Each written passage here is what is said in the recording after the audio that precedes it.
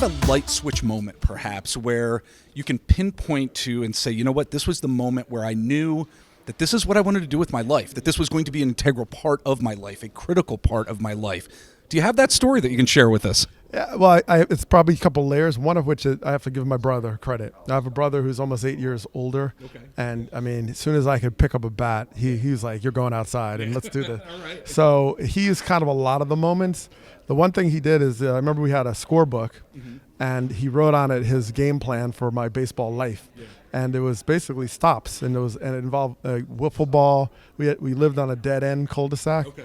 And so we could play like closed, no cars kind of thing. Right. So we had neighborhood kids coming through, stick ball, take the broomstick off. Played, he had it mapped out, and it worked out pretty well because he had all the stuff. He was like kind of my first coach. Yeah. So baseball's a family thing, is what you're saying. Yeah, absolutely. It was very much so. And my dad was considerably older, had me pretty late in life. So by the time I came along to be like that interested, he was having like neck problems. And so my brother was kind of the guy. And, I'm 5, he's 13, but he had me out there. And so I remember that really well, those connections. So probably from a professional standpoint, I was a Philly fan early on. Oh, yeah. And I probably just think powder blue. If I just think powder blue, that's kind of where it comes. And even before those days, Dave Cash and Mike Schmidt and all those guys in the mid-'70s, late '70s. Yeah. And then from there, it was all Philly. Yeah. Your story is one that I've truly enjoyed following over the years. And, you've said before in the past that, fear plays a larger role in baseball than a lot of players and folks would actually admit to. You've said that in the past. And I'm wondering, what kind of fear shows up for most players, and how does that actually manifest itself? Whether you want to talk about any personal story of yours or any players that you have known or just in general, because I think it's an underrated storyline in the game of baseball, frankly. It's something you've highlighted before in the past. Just wanted to get your thoughts on it. Well, you think of it as a trajectory, right? You play baseball, but then there's also this quiet timeline behind it. Like, okay, so you can get to the big leagues, but are you 30 when you get there? Yeah. And so to be able to have the longevity or just the opportunity, there's this pacing that you kind of are pressured by, and it's quiet, it's in the shadows.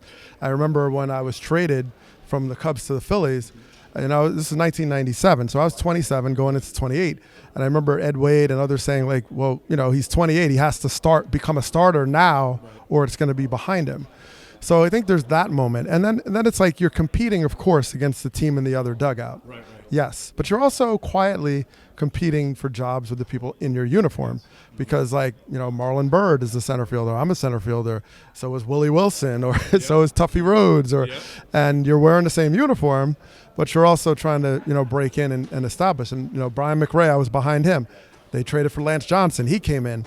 So I think there's an element of like that pressure, and you're kind of assessing like, well, where am I in this? And you also realize how fragile it is, because if they want a power hitting center fielder, or if they want a lefty, or if they want, you're also subject to the whims of what the priorities are of the team, the timing of when you get drafted, all these things come into play. So I think, you're competitive, you love the game, you try not to really think about it, but really when that competition heats up, you're very aware of how like tenuous it is. Yeah. So I do think there's an element of why like that fear can drive people in a lot of directions. It can make you, hyper competitive, which is great.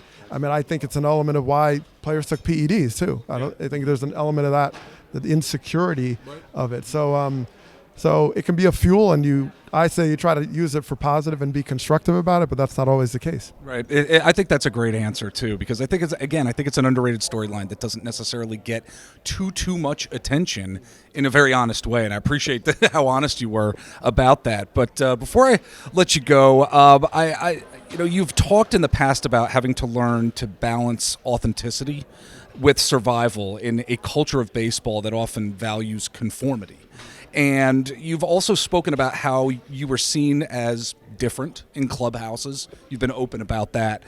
How early did you realize that being intellectual in baseball could feel isolating? Draft day, right?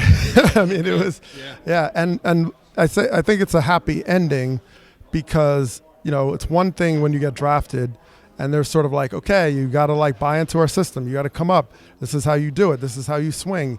You don't have a lot of power. And back in the day when I was drafted, it wasn't like, okay, you're in the big leagues the next day. Right. You know, you have to. I went through 4.5 years of minor league baseball as a first-round draft pick. Mm-hmm. So in many ways, I was rewarded for that because I had to learn 10 ways to slide or how to run the base, hit the cutoff man.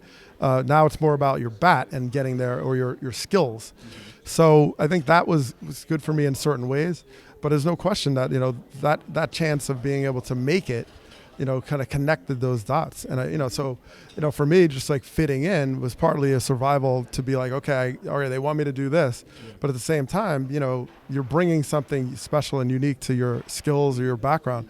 So I think the academic thing initially was much more of a threat because I'm asking questions, I'm trying to. And there's this fear like, oh, he's asking too many questions. And I used to be like, well, how can I know everything but ask too many questions at the same time? Like I didn't understand. You know?